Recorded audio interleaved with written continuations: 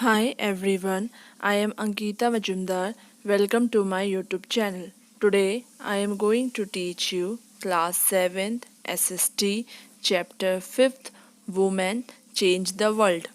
So, we have already studied that women's work in the home is not recognized as task. We are also aware that household work is a full-time job and there is no fixed time to start or to end it. In this chapter, we will examine work outside the home and understand how some occupations are seen to be more suitable for men than for women. We will also learn about how women struggle for equality. Getting an education was and still is on one way in which new opportunities were created for women. This chapter will also briefly trace the different types of efforts made by the women's movement to challenge discrimination in more recent years. So, first topic is fewer opportunities and rigid expectations. Means most of the children in Rosie's ma'am class drew the picture of women and nurses and men as army officers. They did so because they feel that outside the home too, women are good at only certain jobs. For example, many people believe that women make better nurses because they are more patient and gentle. This is linked to women's role within the family. Similarly, it is believed that science requires a technical mind and girls and women are not capable of dealing with technical things. Most of the people believe in these stereotypes. Girls are not supported with the same spirit as boys are trained to become engineers and doctors. In most families, once girls finish school, they are encouraged by their families to see marriage as their main aim in life. It is important to understand that we live in a society in which all children face pressures from the world around them. Sometimes these come in the form of demands from adults. At other times, they can just be because of unfair teasing by our own friends. Boys are pressurized to think about getting a job that will pay a good salary. Even boys are teased if they behave differently than other boys. You have read in your previous chapter how boys at an early age are encouraged not to cry in front of others. Next topic is learning for change. Going to school is really an important part of your life. As more as more children enter school every year, we begin to think that it is normal for all children to go to school. Today, it is difficult for us to imagine that school and learning could be seen as out of bounds or not appropriate for some children. But in the past, the skill of reading and writing was known to only a few. Most children adopted the profession of their elders, but the situation was worse for girls. In communities, the daughters were not allowed to learn the alphabets, whereas sons were pressurized to read and write. Even the families where skills like pottery, weaving, and craft were taught. The contribution of daughters and women was only seen as supportive. For example, in the pottery trade, women collect the mud and prepare the earth for the pots. But since they did not operate the wheel, they were not seen as potters. Many new ideas about education and learning emerged in the 19th century. In this century, schools become more common. The communities which were far away from reading and writing started sending their children to school, but there was a lot of opposition to educating girls even then. Yet many women and men made efforts to open schools for girls. Women struggled to learn to read and write. Let us go through the experience of Rash Sundari Devi, 1800 to 1890, okay, who was born in the West Bengal some 200 years ago. At the age of 60, she wrote her autobiography in Bangla. Her book, titled Amar Jibon, is the first known autobiography written by an Indian woman. Rash Sundari Devi was a housewife for a rich landlord's family.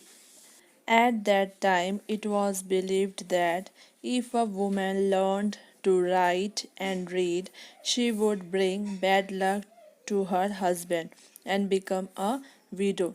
Despite this, she taught herself how to read and write in secret well after her marriage.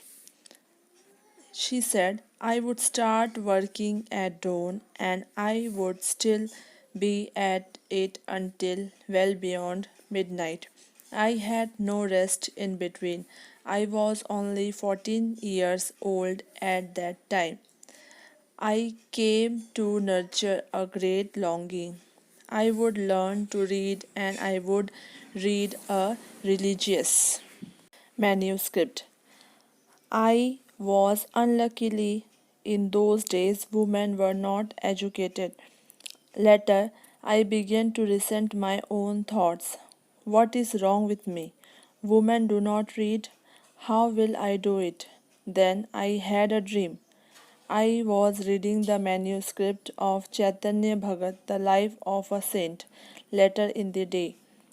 As I sat cooking in the kitchen, I heard my husband say to my eldest son, Bipin, I have left my Chaitanya Bhagavat here. When I ask for it, bring it in. He left the book there and went away. When the book had been taken inside, I secretly took out a page and hid it carefully. It was a job hiding it for now, for nobody must find it in my hands. My eldest son was practicing his alphabets at that time. I hid one of them as well. All times I went over that, trying to match letters from that page with the letters that I remembered. I also tried to match the words with those that I would hear in the course of my days. With enormous care and effort, and over a long period of time, I learned how to read. After learning the alphabet, Rash Sundari Devi was able to read the Chaitanya Bhagavat.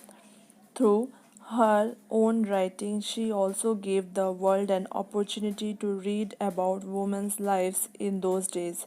She used to write about her everyday life experience.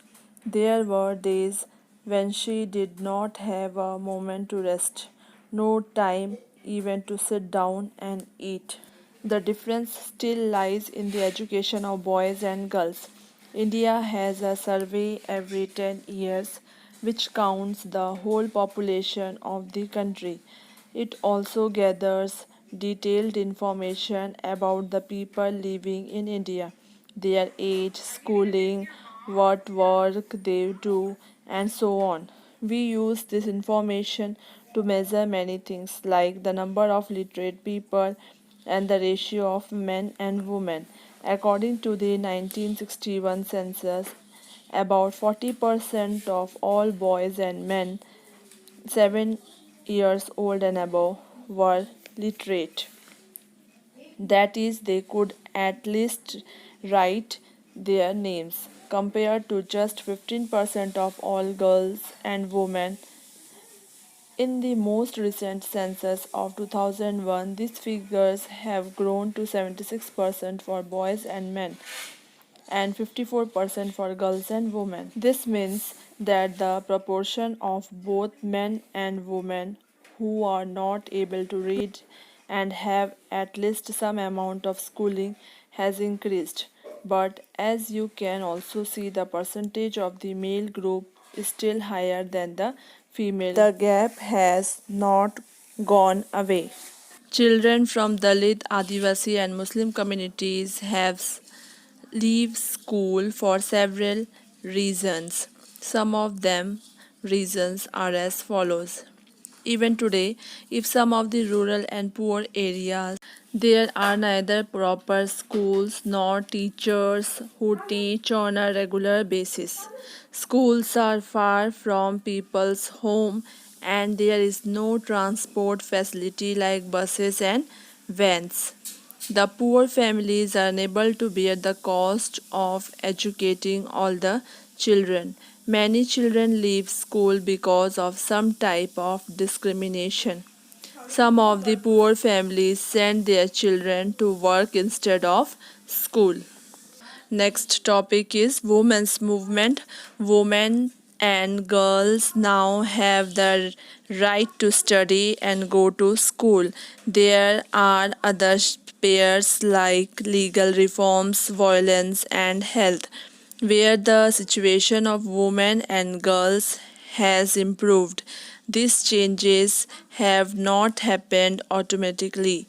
Women individually and collectively have struggled to bring about these changes. This struggle is known as the women's movement.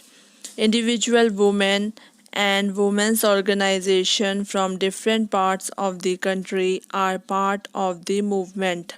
Many men support the women's movement as well. The diversity, passion, and efforts of those involved makes it a very vibrant movement. Different strategies have been used to spread awareness, fight discrimination, and seek justice. Here are some glimpses to this struggle. So, next is campaigning. Campaigning to fight discrimination and violence against women are as an important part of women's movement. Campaigning have also led to new laws being passed. A law was passed in 2006 to give women for face physical and mental violence within their homes, also called domestic violence, some legal protection. Similarly, efforts made by the women's movement led the Supreme Court to formulate guidelines in 1997 to protect women against sexual harassment at the workplace and within educational institutions. In the 1980s, for example, women's groups across the country spoke out against dowry deaths, cases of young brides being murdered by their in-laws and husbands, greedy and more dowry. Such groups spoke and against the failure to bring these cases to justice. They did so by coming on the streets, approaching the courts, and by sharing information. At last, this became a public issue in the newspaper and society, and the dowry laws were changed to punish families who seek dowry. Next topic is rising awareness. The main motto behind this women's movement's work is to raise public awareness on women's rights issues. Their message has been spread through street plays, songs, and public meetings. Next is protesting. The women's movement raises its voice when violations against women take place or for example when a law or policy act against their interests. They drew attention to injustices through public rallies and demonstrations. Next point is showing solidarity. This movement is also about showing solidarity with other women and causes. So here we have seen that campaigning, okay, rising awareness, protesting, these all things, women movements. Okay, so here we have completed chapter 5th. Here we have completed political science. So from history, I will explain in my next video. So your homework will be, I will send the PDF and you have to write the question and answer terminology. Okay, that's all for today's topic. Thank you.